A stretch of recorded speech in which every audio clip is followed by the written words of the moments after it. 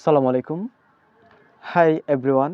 এখন আমরা শিখব লার্নিং ওয়ার্ডস উইথ লেটার্স, অর্থাৎ ওয়ার্ড দিয়ে শব্দ শেখা। যেমন এতে অ্যালোন, বিতে বুক, সিতে ক্রাই, ডিতে ডিয়ার, ইতে ইট, এফতে ফুট, ফিট, এফতে ফিট।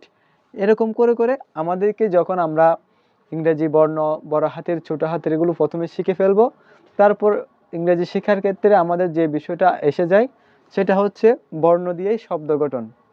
এই বর্ণ অনুযায়ী আপনি আপনার সন্তানকে এই বইভিত্তিক বইয়ের মধ্যে যেরকম থাকবে মাদ্রাসারগুলো এবং স্কুলেরগুলো আলাদা থাকে, সেজন্য মাদ্রাসায় যেরকম থাকে সে অনুযায়ী পড়াবেন।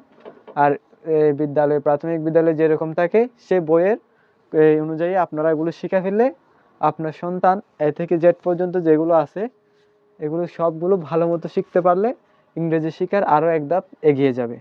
তারপর বাকি